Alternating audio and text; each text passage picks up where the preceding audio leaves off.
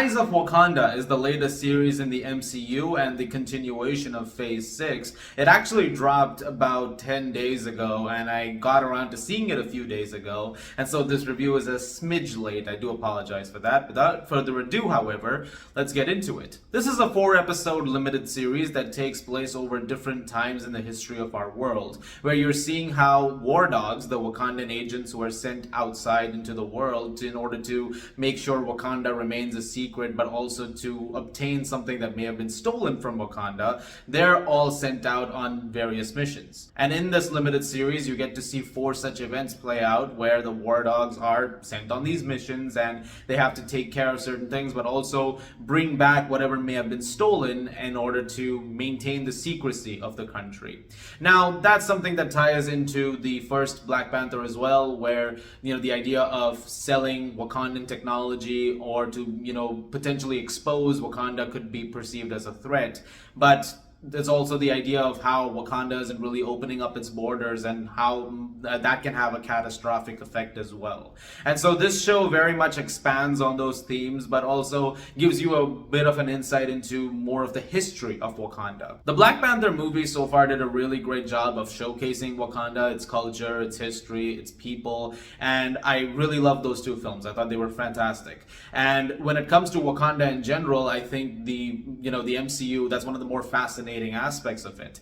So I was very excited to see what they would do with Eyes of Wakanda. However, word of mouth for this seems to have been extremely muted. I'm guessing partly due to the movie that's on the poster right there behind me, because that dropped right before this did. In fact, the big trailer for Eyes of Wakanda dropped days before the entire season did. And so with very little to basically zero amount of marketing for it, I was very curious to know why this was just being sort of unceremoniously launched.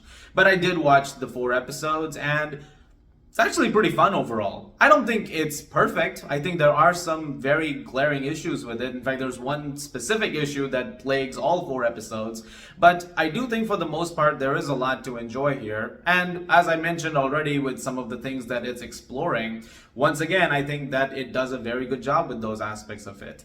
And it also lends a lot more credence to the argument about why certain things had to happen when it comes to like the first Black Panther movie, for example. Not just from the idea of seeing Wakandan technology being exposed to the rest of the world and what that could, entail for Wakanda in general, but also looking at how the choices that are being made by the war dogs as they're sent out on these missions, it inevitably will involve them making decisions that will be difficult and could result in something else happening to other characters.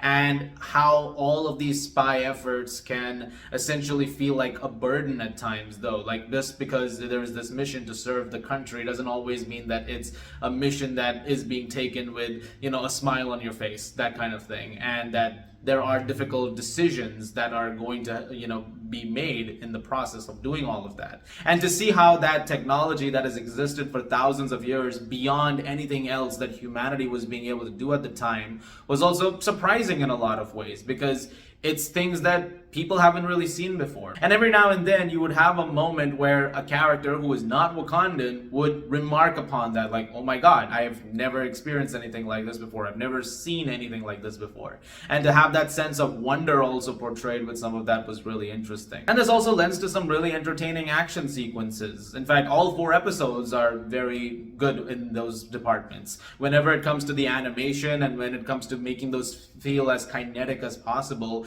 those moments were incredibly solid, and all of the action is really well done. I think the first episode probably has the most intricate one in a lot of ways. There's this big extended fight sequence that takes place across like different levels, and different abilities are involved in it. There's a big thing that happens in the 3rd episode where the Wakandans have to take on an Iron Fist, which was a lot of fun, and I did enjoy that bit as well. In fact, that entire episode was really cool just because you could get a further, exploration of the Iron Fist as well, it's been a while since Iron Fist stuff has really been in the MCU. There was a little bit of a thing, a sprinkle, if you will, in the 3rd season of What If, but since the Netflix series, there really hasn't been much mention about that stuff. So hopefully they're reintegrating some of that back into the larger MCU, because those are some interesting aspects of it. But I think the characters that you get over here are also pretty interesting overall. The one thing that I do think does affect the show, however, is timing.